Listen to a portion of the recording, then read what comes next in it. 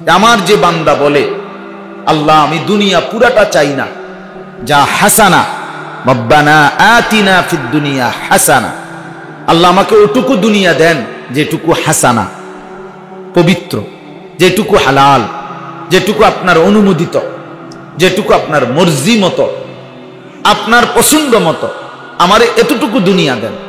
ওয়াফিল আখিরাতি হাসানা, আখিরাতেও আমাকে উত্তম আপনার পছন্দ মতো যেটা সেটাই দেন। ওয়াকিনা আযাবান নার, এবং আমার জাহান্নামের আযাব থেকে মুক্ত করে দেন। তো এর পরের আয়াত হলো আল্লাহ বলে আমার যদি কোনো বান্দা এরকম চায় যে দুনিয়া আল্লাহ আমি হালাল হারাম মিশ্রিত চাই না, হালাল চাই, আখিরাত উত্তমটা চাই, জাহান্নাম থেকে মুক্তি চাই, তো এর পরের লাইন হলো কোরআনে, ও ছেলেরা তোমরা কথা বলো না, বাপ দুষ্টামি করো না, তালেব ইলম দুষ্টামি করো না, তোমাকে ভালো বলছি, সদবদর করলে কিন্তু বদনাম হবে, সাবধান। আমি দেখলে কিন্তু উঠাই দেবো, সাথে সাথে বাইর করে দেবো, কিন্তু সংবং বাচ্চা আমি দেখতে পারি না, আমার পছন্দ না। আমরা হযরত মাওলানা মনজুর নোমানী রাহমাতুল্লাহ আলাইহি বলছেন যে প্রতিটা কওমি মাদ্রাসা আমার, এই সন্তান আমারই সন্তান, আমারই মাদ্রাসা, কাজে এখানে কোনো তাকাল্লুফ নাই, যাই ভিন্ন কোনো জায়গায় আসি নাই। তিনি বলতেন আমি এখন আসরের নামাজ পড়ছি এক মাদ্রাসায়, মাগরিবের নামাজ পড়ছি এক মাদ্রাসায় আসার পথে, তো আমি ওই আমার সাথে খালেদ সাইফুল্লাহ ভাই, আমার খুলনার হজরতের ঘনিষ্ঠ মানুষ খাদেম, উনি আসছেন খুলনা থেকে, তো ওনারা আমি বলতেছি ভাই দেখেন পৃথিবীতে এমন সুন্দর ব্যবস্থাপনা আল্লাহ আমগরে যা রাখছে কারো কাছে নাই, যে জায়গায় জায়গায় আমগর জন্য মাদ্রাসা সেটিং করা, যেখানে মন চায় নামাজ পড়তে পারি, মন চায় খাইতে পারে, নাস্তা করা, ঘুমাইতে চাইলে ঘুমানো, এমন আরামসে জায়গা। বহু ভদ্রলোকে হোটেল টুয়াইতে ফেসাবের জায়গায় তো খুঁজে পেতে, আল্লাহ তাআলা আমাদের জন্য কি সুন্দর ব্যবস্থাপনা রাখে। তাহলে কওমি মাদ্রাসা ঢুকলেই হইলো, আবার কার মাদ্রাসা, এটা কওমি মাদ্রাসা, হালাস চলো ভিতরে, ওজুস্তানদার জায়গা মিলবে, এখানে গেলেই জামাত পাওয়া যাবে, নামাজ, কারণ এটা জামাত হবে, এখানে নিশ্চিত কি হবে, জামাত হবে, এজন্য তো কওমের মাদ্রাসা। আলহামদুলিল্লাহ। তো উনি বলতেন যে প্রতিটা কওমি মাদ্রাসা আমার, প্রত্যেকটা তালিব ইলম আমার, কাজে আমার এখানে আবার তাকাল্লুফ কি, ঢংঢুং কি, লৌকিকতার কি, স্বাভাবিক বলা। এই জন্য বললাম তালেব ইলম আমি তো তোমাদের পিছনে দিলাম, যাতে করে এলাকার মানুষ তোমাদের, তো যে কয়জন আমার করতে হলে আমি এটা ব্যক্তিগতভাবে কোনো সময় পরোয়া করিনি। আজ 21 বছর আমার ওয়াজের বয়স, আলহামদুলিল্লাহ, আল্লাহর দয়া, কোন সময় মানুষ কম না বেশি, আমি মানুষ বেশি দিয়ে করবো, আমি ভোটে দাঁড়াইছি না, তো আমার অসুবিধা নেই, বুঝলেন না হুজুর, আমি তো ইলেকশন করতাম না, এমনও আমার কোনো ইচ্ছা নাই। বহুত মার্কাওয়ালা আমার কাছে, আমাদের ইসলামী ঘরানা আমারে বলছেন, কেন কি বা উচিত অনুচিত এই ব্যাখ্যা পরে, আমি করা উচিত না না উচিত সেটা ঠিক আছে, পরে তর্ক করলে তো পরের কথা, কিন্তু প্রথম কথা বলতেছি যে আমি তো কোনো নির্বাচন করতাম না, তা আমি এত জনসমর্থন দিয়ে ঘাস কাটবো নি, আমার জনসমর্থন দরকার, আমার তো দরকার নেই, কাজে আমি একজন না হাজার জন, এতে কোনো সমস্যা নাই। আমার আল্লাহর কথা একজনের জন্য বলা আমার দায়িত্ব, 1 লাখের জন্য বলাও আমার দায়িত্ব,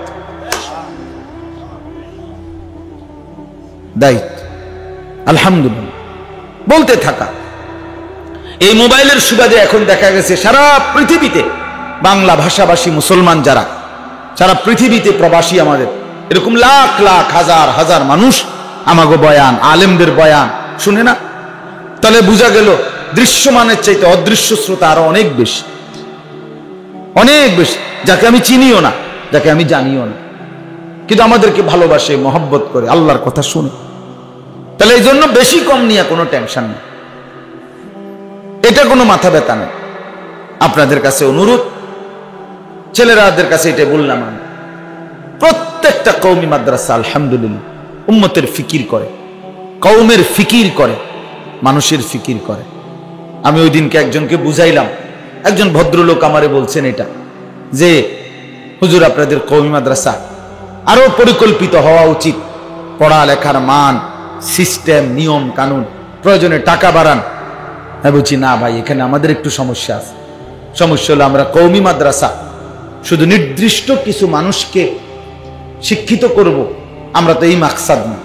আমরা এই জাতির প্রতিটা মানুষ যেই কোনো রকমের হোক, একারে ঠ্যাং ভাঙ্গা, মাথা ভাঙ্গা, পঙ্গু, প্যারালাইজ, অভাবী, দুস্থ, এতিম, অসহায়, যার কেউ নাই, তো সে দিন শিখবে কার কাছে? সে আল্লাহকে চিনবে কার কাছে গিয়া? কওমি মাদ্রাসা এই জন্যই যে উম্মতের প্রত্যেকটা মানুষের জন্য যারা তাদের দুয়ার খুলে রাখছে, এটার নাম কওমি মাদ্রাসা। সবার আশ্রয় যেখানে, যে ভাই এখানে আমাদের ৮,০০০ টাকার কমে যাদের বেতন দিতে পারবেন না, আপনাদের এখানে জায়গা নাই, তো সে কই যাবে? বলেন, সে যাবে তো? যার বাবা মারা গেছে, এতিম সন্তান, ওই কোত্থেকে দিন শিখবে? যার মা অভাবী, সে কোত্থেকে দিন শিখবে? যে সংসারের উপার্জন নাই, তো সে আল্লাহকে চিনবে না। এই জন্য আলহামদুলিল্লাহ কওমি মাদ্রাসা এটা করতে পারে না। সিস্টেম না বুঝার কি আছে? সিস্টেম আমরাও বুঝি অনেক কিছু। হ্যাঁ, ১২,০০০ টাকা দিবেন, কথা বুঝেন না? সকালে এক গ্লাস গরম দুধ খাওয়ানো হবে, বিকালে সিঙ্গারা, দুপুরে সমুসা। হ্যাঁ, কথা বুঝছেন না কথাটা? মশারি টাঙ্গায় দিবে, এরপরে মশারি খুলেও দিবে, আর হেইতে নবাব আলালের ঘরের দুলাল কোথায় তুইটা বহুত বড় আলেম হয়ে যাবে। আরে সুবহানাল্লাহ, না না, আমরা দেশে এত সুখ নাই, সিরা ভিজে না, একটু পানি দন লাগে। এলেম এমন মামার বাড়ি না, এমন মামার বাড়ি না। আমাদের কাছে কিতাব আছে, কিতাবে স্পষ্ট আছে, ইমাম শাফি রাহমাতুল্লাহ আলাইহি বলছেন যে আল্লাহর কসম, এলেম অর্জন করতে গিয়ে ক্ষুধার কষ্ট, খাবারের কষ্ট সহ্য করে নাই, অথচ সে এলেম অর্জন করেছে। তিনি বলেন আমি এটা বিশ্বাস করি না, এটা হয় নাই, হতে পারে না, সে কোনো আলেমে হয় না। তাইলে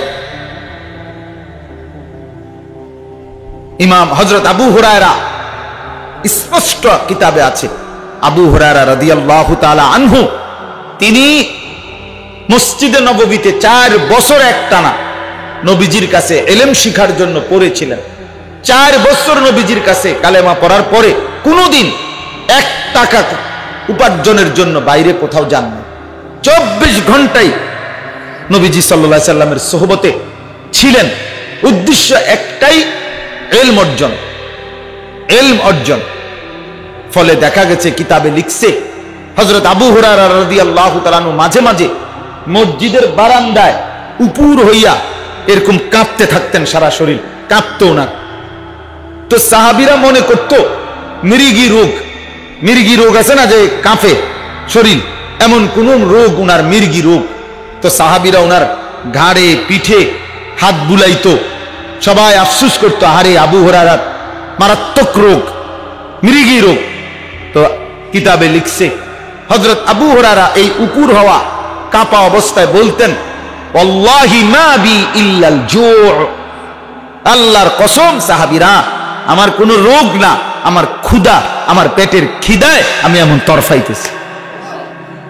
কিন্তু তবুও রাসূলুল্লাহ সাল্লাল্লাহু আলাইহি ওয়াসাল্লামের কদম ছাড়ে নাই, নবীর দরবার ছাড়ে নাই। যদি একটা লাইন ছুটে যায়, কথা বুঝেন নাই?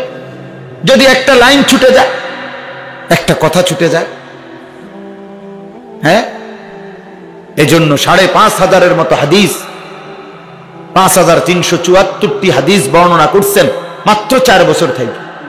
এবং তিনি বলছেন, আমার কাছে যে পরিমাণ ইলম আমি তোমাদেরকে শুনাইছি, সেই পরিমাণ ইলম আমার ভান্ডারে আরো আছে ভিতরে, যেটা আল্লাহর নবী সাল্লাল্লাহু আলাইহি ওয়াসাল্লামের কাছ থেকে আমি শিখছি, অর্জন করেছি, কিন্তু প্রয়োজন না থাকার কারণে তোমাদের আমি সেটা বলি নাই, এটা বিশেষ হিকমতের কারণে। কিন্তু আমার কাছে সমপরিমাণ ইলম আমার কলিজার ভিতরে এখনো জমা আছে।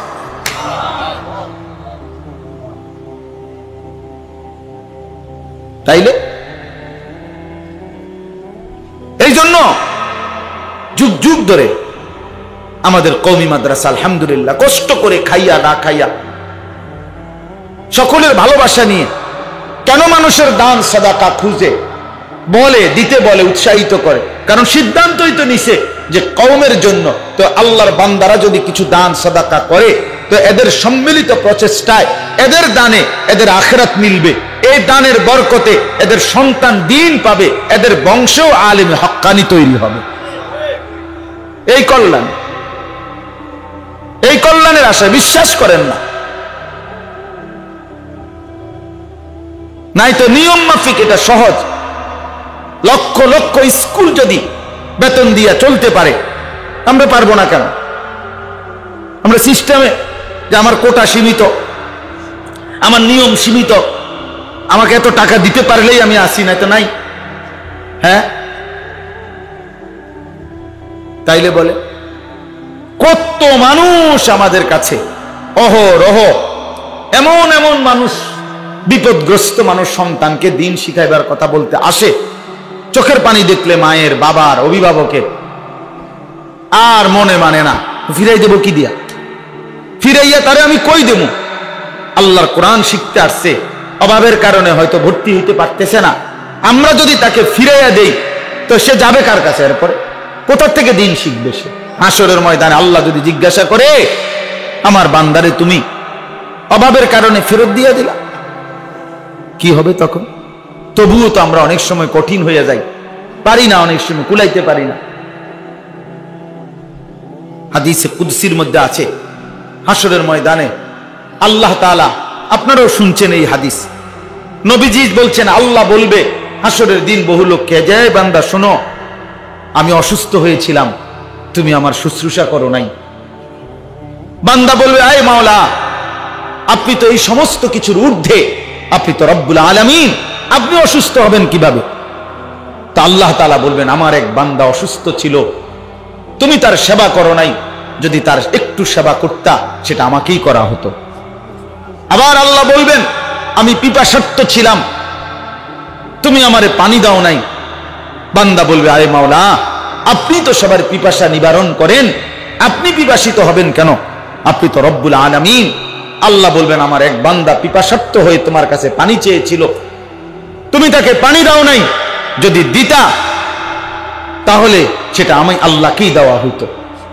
এরপর ঠিক এরকম তৃতীয় নম্বরে আল্লাহ বলবে, বান্দা, আমি তোমার কাছে খাবার চেয়েছিলাম, ইস্তাতামতুকা ফালাম তুতঈমনি, তুমি আমাকে খাওয়াও নাই। তো বান্দা বলবে, আল্লাহ, আমি আপনাকে কিভাবে খাওয়াবো? আপনি তো সবাইকে খাওয়ান, আপনি তো রব্বুল আলামিন। আল্লাহ বলবেন, আমার এক বান্দা ক্ষুধার্ত ছিল, তোমার কাছে খাবার চেয়েছিল, তুমি যদি তাকে সেদিন খাওয়াইতা সেটা আমি আল্লাহকে খাওয়ানো হইতো। আল্লাহকে খাওয়ানো। আমাদের বাংলাদেশের একজন শ্রেষ্ঠ বুজুর্গ আছে, ওলামায়ে কেরামের চোখের মণি, যিনি নয়নের মণি, আমাদের আদিব সাহেব হুজুর যাকে বলে, হযরত মাওলানা আবু তাহের মিসবাহ দামাত বারাকাতুহুমুল আলিয়া, বাংলাদেশে আরবি সাহিত্যের যিনি দিকপাল, আলোর মিনার, বাংলাদেশে আরবি সাহিত্য প্রচার প্রসারে উনার চাইতে বড় খেদমত কেউ করে নাই গত 50 বছরে। এখনো আলহামদুলিল্লাহ জীবিত আছেন হযরত, অসুস্থ। তো উনি একবার বলছেন, উনার একটা লিখনিতে আমরা পড়ছি, উনি হজে যাইতেছিলেন, তো হজে যাওয়ার সময় একটা বাচ্চা ছেলে এক বাড়িতে, ওনারা যখন হুজুরকে হজ্জের যাইতেছেন বিদায় দিচ্ছিল, এক বাড়িতে একটা বাচ্চা ছেলে 2টা চকলেট ওনার হাতে দিছিল, ওই বাড়ি দিয়ে বলছিল, তুমি তো আল্লাহর ঘরে যাবা, আল্লাহকে দিও। আল্লাহ মিয়া কো দে না, আল্লাহকে দিও, তুমি এই 2টা চকলেট দিও। না, তুমি আল্লাহর ঘরে যাচ্ছ যে। তখন হযরত মাওলানা আবু তাহের মিসবাহ তিনি বলেন, আমি সৌদি মক্কায় গেলাম, গিয়ে আমি এই 2টা চকলেট রাখছি, এখন আমি কেবল ভাবতেছিলাম, হায় আমার এই বাচ্চার আমানত আমি কেমনে দিব? হে তোমার বলছি আল্লাহকে দিতাম, এটা কিভাবে সম্ভব আমি বুঝতেছিলাম না, কিন্তু বাচ্চার কথা তো আমি রাখছি, চকলেটটাও নিছি। তো হঠাৎ আমার মনে আসলো এই হাদিস, তখন আমি একজন অভাবী ওইখানকার তার হাতে এই 2টা চকলেট দিছি। এই কথা মনে মনে ভাবছি যে আল্লাহ তো বলছে তুমি যদি আমার সেই অভাবী মানুষটাকে খাওয়াইতা দিতা তা আমি আল্লাহকেই দেওয়া হইতো। তো বাচ্চাকে আমি যেন বলতে পারবো যে হ্যাঁ দিছি, তোমার আমানত যথাস্থানেই পৌঁছাবে দিছি। এজন্য মাদ্রাসাকে ভালোবাসবেন, দ্বীনকে ভালোবাসবেন, কোরআনকে ভালোবাসবেন, ইলমকে ভালোবাসবেন। একজন মুসলমানের কলিজার ভিতরে মাদ্রাসার প্রতি আন্তরিকতা থাকা জরুরি বাবা, জরুরি। এটা পাওয়ার হাউস, এটা বিদ্যুৎ স্টেশন, যেখান থেকে সবার ঘরে ঘরে বিদ্যুৎ পৌঁছে। প্রতিটা মাদ্রাসা থেকে উম্মতের ঘরে ঘরে আল্লাহর কোরআন এবং নবীর সুন্নাহ পৌঁছে, উম্মতের ঘরে ঘরে। এরা আপনাদেরই কারো না কারো সন্তান, আপনার না হোক। এই ছেলেগুলো তো কোনো না কোনো ইমানদারের বাচ্চা। তো ওই ঘরগুলো আলোকিত হবে, ওই ঘরগুলো কোরআন শুনবে, ওই ঘরে আল্লাহর কোরআন তিলাওয়াত হবে। আল্লাহর নবী সাল্লাল্লাহু আলাইহি সাল্লাম বলেছেন, যে ঘরে আল্লাহর কোরআন আল্লাহর জিকির করা হয় না, যে ঘর আল্লাহর কোরআন এবং আল্লাহর জিকির থেকে খালি, আল্লাহর কসম নবী বলছে সেই ঘর কাল বাইতুল খারিব, ওইটা বিরান ঘর, ওইটা সারা বাড়ি, ওইটা আলগা বাড়ি। যে ঘরে মানুষ থাকে না, গরু ছাগল কুকুর বিড়াল সাপ বিচ্ছু যেই ঘরে থাকে, যে ঘরে এখন আর মানুষ থাকে না, বাড়ি ছাইড়াইয়া পড়ছে আলগা একটা ঘর, এরকম ঘরের যেই হুকুম, যে ঘরে আল্লাহর কোরআন নাই, সেজদা নাই, সেই ঘর ওইরকম ঘর। ওইখানে কোনো মানুষ থাকে না, ওই ঘরে কোনো মানুষ থাকে না, ওই ঘরে গরু ছাগল থাকে, কুকুর বিড়াল থাকে, সাপ বিচ্ছু থাকে। এজন্য যে ঘরের কেউ ফজরের নামাজ পড়ে না, ওই ঘর কোনো মানুষের ঘর না। মুসলমান তো দূরে থাক বেটা, এটা কোনো মানুষের ঘরে না, তো জন্তু জানোয়ারের ঘর, হাইওয়ানের ঘর এটা, গরু ছাগলের ঘর এটা, চতুষ্পদ জন্তুর ঘর। যে ঘরে সাপ বিচ্ছু থাকে, জন্তু জানোয়ার থাকে। এক মুমিনের ঘর এটা, মুসলমানের ঘর, অথচ কেউ ফজরের নামাজ পড়ে না। কি ধরনের মুসলমান? এই অপদার্থ বাপ, এটা কি বাপ? তার ভিতরেও কোনো অনুভূতি নাই, ফুতের মধ্যেও কোনো অনুভূতি, দুটোটাই প্লাস্টিক, দুইটাই ফালতু। ওই মাও ফালতু, জিও ফালতু। বেটিও নামাজ পড়ে না, বেটির জিও নামাজ পড়ে না, দুটোটা ঘুমায় আহাম্মক। কি ধরনের মহিলা এটা? দাদা 60 বছর হয়ে গেছে, এবার চোখের সামনে জি ফুত নাতি নাতনি ফজরের নামাজ পড়ে না, ওটা বইয়ে বইয়ে ফান খায়, ডেইলি ফান খায়, মনে 30 বার। সুখকে বাইয়া পড়ে, সুখে আছে দেখে তো পান খায়, দুঃখে নি মানুষে পান খায়, চা খায়, আপেল খায়, মালটা খায়, নায়নাতকুরের লগে রঙ্গরস করে, নাতি নাতনির লগে দুষ্টামি মজাক করে। বাহ, সুখের দুনিয়া। খুশিতেই তো আছে, নাই তো কি? খুশিতেই তো আছে, খুশি, খাইয়া টাইয়া ভালো আছে, আল্লাহর রহমতে ফুতে বিদেশ থেকে টেয়া পাঠায়, বাইক বিল্ডিং এর কাম শেষ। হ্যাঁ, আর কি তা অসুবিধা কি তা? মোটামুটি টার্গেট তো ফিলার। দুনিয়া আসছিল যে উদ্দেশ্যে, হ্যাঁ, ফুদগুন বিদেশ পাঠাইবার, আল্লাহ তো পাঠাইছে। 3টা মাইয়া বিয়া দিবার একটা উদ্দেশ্য ছিল দুনিয়ায় আস, আল্লাহর রহমতে মেয়েও বিয়া দিছে, বিল্ডিংও করছে, 4টা রুমও করছে, কুদ্দুর জায়গাও লইছে। এখন তো আল্লাহর রহমতে ফাঙ্গাস তেলাফিয়া মিলাইয়া আল্লাহর রহমতে খানাও বালা চলতে আছে। বাহ, আর কি, এখন শুধু আর কোনো টেনশন নাই, এখন শুধু খানা, পেশাব পায়খানা আর ঘুম, ঘুম যাওয়া, খালাস। এরই নাম মুসলমান, এর নাম আখিরাত। এভাবে ভুলে যায় মানুষ আল্লাহকে। ইয়ালামুনা যাহিরাম মিনাল হায়াতিদ দুনিয়া ওয়া হুম আনিল আখিরাতি হুম গাফিলুন। রব্বুল আলামিন বলে, বান্দা, বাহ্যিক এই দুনিয়া তো খুব বুঝলা, দুনিয়ার এই বাহ্যিক অংশ তো দারুণ ভাবে বুঝলা। অহুম আনিল আখিরাতি হুম গাফিলুন, আখিরাতের ব্যাপারে তো গাফিল হয়ে রইলা। বুড়া মানুষ তো দুনিয়া সব বুঝো, কিন্তু 10টা সূরা 5টা সূরাও শুদ্ধ করে পড়তে পারো না। হায় বাবা আফসোস, এ কেমন মুসলমানের জিন্দেগি? 40 বছর 50 বছর হয়ে যাওয়ার পরেও যে আত্তাহিয়াতু এইটুকুও শুদ্ধ পড়তে পারে না, এমন বদনসিব মুসলমান হয় কেমনে? এমন দুর্ভাগা ইমানদার কেমনে হয় বাবা? কেমনে হয় বলেন? ওমা হাদিহিল হায়াতুদ দুনিয়া ইল্লা লাহবুন ওয়া লাইব। আল্লাহ বলে দুনিয়ার জীবন আর কিছুই নয় বান্দা, শুধুই তামাশা, শুধুই খেলাধুলা। কি তামাশা? দুনিয়া কি খেলাধুলা। আল্লাহ বলছে, আল্লাহ বলেন আমি বানাইছি আর আমি বললাম।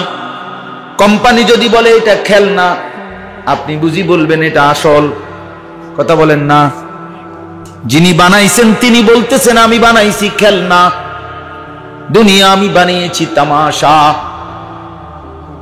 তুমি বলো যে এটাই আসল। এখানের হাসি হাসি, এখানের কান্নাই কান্না। এখানে সুখে থাকলেই আমি মনে করি সুখে আছি। আল্লাহ বলে না বান্দা, এখানের হাসিও শেষ হবে, কান্নাও শেষ হবে। বাসর রাতও ভোর হয়, ফাঁসির রাতও ভোর হয়, হয় কিনা? তাইলে সুখের দুনিয়াও শেষ হয়ে যায়, দুঃখের দুনিয়াও শেষ হয়ে যায়, আখিরাত তো শেষ হবে না। ইন্নাল মুজরিমিনা ফি আযাবি জাহান্নামা খালিদুন। আল্লাহ বলে সমস্ত নাফরমান জাহান্নামের আযাবেই থাকবে চিরস্থায়ী, বিরতি হবে না। লা ইউফাত্তারু আনহুম। আল্লাহ বলেন কোনো বিরতি মিলবে না। লক্ষ কোটি বছরেও 1 সেকেন্ডের জন্য অবসর হবে না। অহুম ফীহি মুবলিসুন। আল্লাহ বলে জাহান্নামী অনন্তকালের জন্য জাহান্নামে মলিন চেহারায়, বিমর্ষ মুখ নিয়ে, বিমর্ষ চেহারা নিয়েই পড়ে থাকবে। কোটি বছরে কোনোদিন মুখে হাসি ফুটবে না। দুনিয়ায় তো মানুষ ক্যান্সার রোগীও যদি হসপিটালে থাকে, তারপরও কারো কথায় তো কখনো হাসি দেয়। ফাঁসির আসামিও তো হাসি দেয়, দিতে পারে। রব্বে কারীম বলে জাহান্নামী কোনোদিন হাসবে না।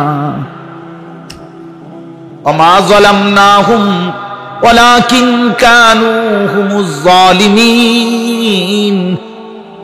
আল্লাহ বলেন জাহান্নামী চিৎকার করবে, আর আল্লাহ বলবেন বান্দা আমি জুলুম করি নাই, তুমি করেছো। আমি বান্দা হায়াত দিয়েছি, আমি আল্লাহ তাআলা সময়, স্বাস্থ্য, সুযোগ সব দিয়েছি। আমার গোটা কায়নাত তোমার জন্যই তো দিয়েছি। হুয়াল্লাযী খালাকা লাকুম মা ফিল আরদি জামিআ। সবটা দুনিয়া তোমার জন্য। সারে দুনিয়া তেরে লিয়ে, তু সিরফ মেরে লিয়ে। তামাম দুনিয়া তোমার জন্যে, তুমি শুধুই আমার জন্যে। কথা তো ছিল এই, তুমি তো পাত্তা দিলা না।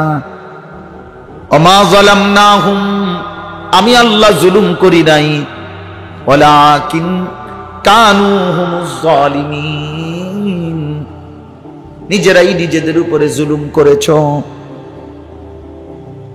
ওয়ানাদাউ ইয়া মালিকু লিয়াকদি আলাইনা রাব্বুক।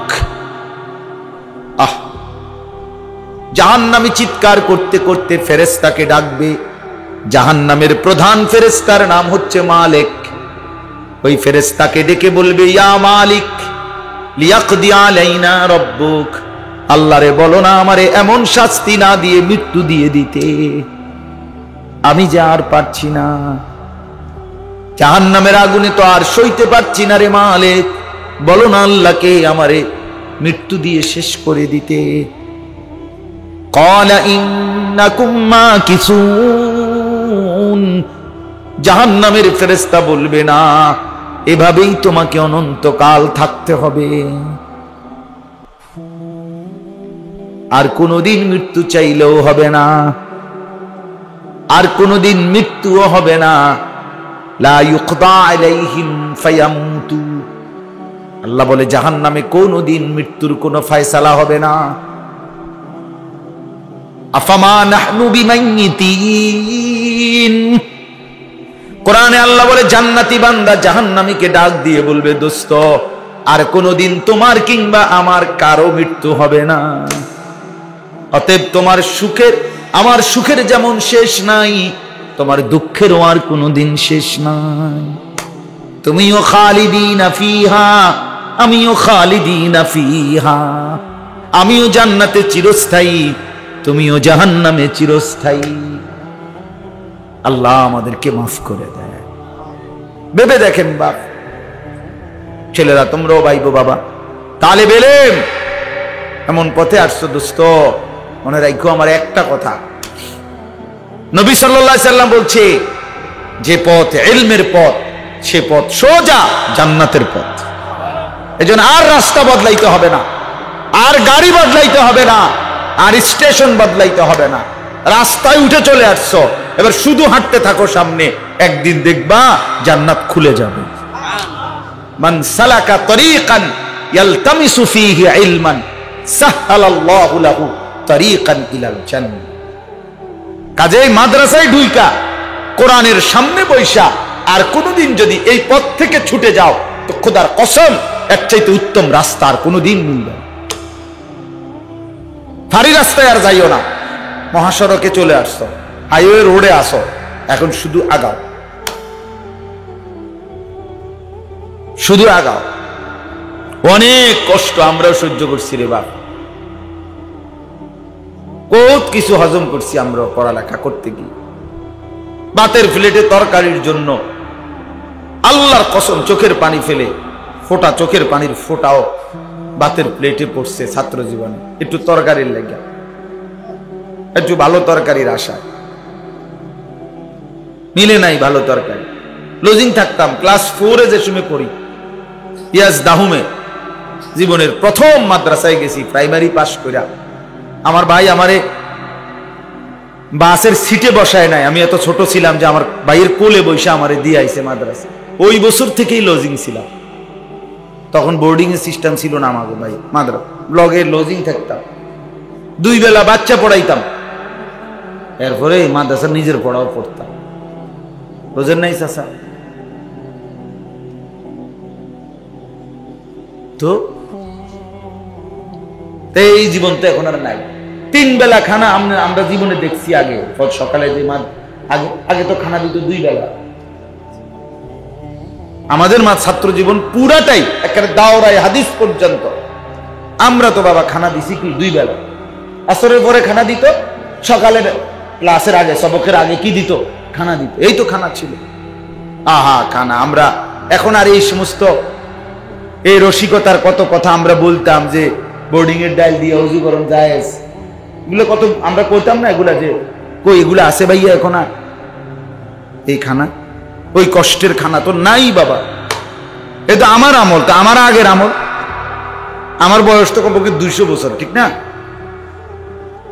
বলো না তাহলে বেলেম আমার বয়স কি 200 বছর? তাহলে না বেলে এমন যদি 200 বছর আগের ঘটনা কইতে আছেন, এমন তো না। সর্বোচ্চ আমার বয়স হলো 44 বছর, তাহলে 30 বছর আগের ঘটনা। কারণ প্রথম ছোটবেলার 10 বছর তো গেছে গা প্রাইমারিতেই বাসায়, এরপরের সময়টা বলতেছি। তাহলে 30 বছর আগের ঘটনা। এর মধ্যে কর্মজীবনের 80 লম্বা সময়, তাহলে মাঝখানের এই সময়। এই জন্য আমরা অনুরোধ করি, সবাইকে বললাম, আপনাদেরকে বললাম, আখিরাতকে নিয়ে ভাবেন। তালেব ইলম তোমাদেরকে বলি, একটা ছেলেও এই ইলমের এই রাস্তা, কোরআন সুন্নাহর এই রাস্তা, আল্লাহর কাছে প্রতিদিন একবার বলবা, মাওলা এই পথ থেকে আমারে সরাই, সরাই। আমার সব সময় মায়া লাগে, আমার জীবনে সবচেয়ে বেশি আফসোস লাগে যে প্রত্যেক বন্ধের পরে মাদ্রাসা যখন খোলে কিছু না কিছু ছাত্র ছুটে যায়। হেতার ফুটতো না, কিরে ফুটতো না? অভিভাবক কাঁদে, মা কাঁদে, বাবা কাঁদে, হুজুর হেতার ফুটতো। এই 3 দিনে 5 দিনে বাড়িতে গিয়ে এমন মোবাইল টিপছে, তার মা তার বাবা এই 2 ডাকাত একটা বার করে নিষেধও করে নাই। মা নামের এক ডাকাত, বাপ নামের ডাকাইতে, এই যে তার হাতে মোবাইলটা দিছে, বড় মোবাইলটা, তার আর কোনো নামাজ নাই, আল্লাহ নাই, খোদা নাই, কিচ্ছু নাই। তো মোবাইল টিপে বাইক দোষ হয় আমরা মাদ্রাসা কিতা করি, আমরা মাদ্রাসা চিরা খাই, আমরা মাদ্রাসা চিরা খাই পানি দিয়ে ভিজাইয়া। বুঝেন না কথা? হ্যাঁ হুজুর আপনারা কি করান বাইতে ইয়ে মোবাইল টিপে, আলাফে না আলাপ। হ্যাঁ আমনে আব্বা বিড়ি খাইবেন, ঘরে টেলিভিশন চলবো, এবুডি টোটো করে বাজারে ঘুরবো। হ্যাঁ আর হেইতেরে আমরা মানে বাইক থেকে মাদ্রাসার থেকে যখন পাঠাবো জুনাইদ বাগদাদি না পাঠাইতাম বলে আমরা। আমি তো অনেক অভিভাবককে বলি, আমার মাদ্রাসায় তো আলহামদুলিল্লাহ 500 ছাত্র, আলহামদুলিল্লাহ 494 জন ছাত্র হিসাব করা। তো এই জন্য বললাম অভিভাবককে আমি বলি যে বাবা আমি তো অপরিচিত কারো কাছে আমার সন্তানকে পাঠাই নাই, ভিন কোনো মানুষের কাছে পাঠাই নাই। আপনারা যখন আমাদের কাছে দিছিলেন, আমরা তো শিক্ষক, আমরা তো সবার শিক্ষক। আমরা যদি 3 মাস টানা মাদ্রাসায় রাইখা 5 ওয়াক্ত নামাজ পড়াইতে পারি, মেসওয়াক করাইতে পারি, একটা সপ্তাহ তার মা বাবার কাছে দিলাম, কোনো অন্যের কাছে তো দিছি না মিয়া, আপন মা বাবার কাছে দিয়ে আসলাম, পাঠাইলাম। আপনি বুঝি 6টা দিনও তার নামাজ রোজার খেয়াল রাখতে পারতেন না? আপনি কি সিরাটা চাবান দেবে, কি ঘাস কাটেন মিয়া? হ্যাঁ সন্তান মানুষ করতে শুধু শিক্ষকের জিম্মাদারি, পিতা মাতার কোনো জিম্মাদারি নাই। আল্লাহ আমাদেরকে বুঝ দান করেন। আল্লাহ নবী সাল্লাল্লাহু আলাইহি সাল্লাম বলছে ফাআবাওয়াহু ইউহাব্বিদানিহি আও ইউনাসসিরানিহি আও ইউমাজ্জিসানিহি, পিতা মাতা ইহুদি বানিয়ে ফেলে, খ্রিস্টান বানিয়ে ফেলে, অগ্নিপূজক বানিয়ে ফেলে। ঘরে যে রঙিন টেলিভিশন চলে, এটা কি ওই ফোড়াটাই কিনে আনছে না বাপে কিনে আনছে? তো তুমি তো তোমার সন্তানকে নাফরমান হওয়ার জন্য নিজ ঘরে ব্যবস্থা করলা, বলেন না কেন? বিড়ি খাইতে খাইতে এবার ভূতের এখন ভালো করে পড়িস, মানুষ হইস, মানুষই তো মানুষ। ছেলেটা যদি জিগা আব্বা আমনের মতনই, তখন তে যদি আমার মতো বেজাইল্লা ফলানো হয়, তে তুইটা জিগাইবে আব্বা আমনের মতনই হইতাম। আমনে যদি কর না না আমার মতো কীর্তি হইবি তুই, তো আমনে যে এটা আমনে হইলেন না, এটা আমার গায়ে গসাইতে আছেন, ঘটনাটা কি? আল্লাহরে মানা, রাসূলকে মানা, আমনের গায়ে হইল না, এটা আমার উপরে দিলেন কেন সাফাই? এই দিনকে এক হুজুর, এক ছেলে অভিভাবক আমারে বলতেছে, কয়েক ছেলেরে মাদ্রাসা হিফজখানায় পড়তে দিছে, এখন সে পড়বে না মাদ্রাসা। তো তার বাপ মারে পোলা এখনকার যুগের কেমন চালাক ছেলে, এ বলতেছে তার আব্বা মারে, বুঝছি আমি তোমরা একটা বুদ্ধি বাইর করছো, আমাকে হাফেজ বানাই আমারে দিয়া তোমরা বেহেশতে যাওয়ার একটা ব্যবস্থা করছো, আমার জানটা শেষ করে। ইমানদারি আবার আস্তাগফিরুল্লাহ, এরকম কথা আমি আর জীবনে শুনছি না। বুঝছেন না? আমারে দিয়ে তোমরা বেহেশতে যাওয়ার একটা বুদ্ধি লেগেছে, তোমরা করবা সংবং, আর আমি জান শেষ করে তোমাদের ব্যস্তের ব্যবস্থা করবো। ঘটনাটা কি? এখনকার বাচ্চাও চালাক। মা বাপকে সচেতন হওয়া উচিত, পিতা মাতাকে দিনদার হওয়া উচিত।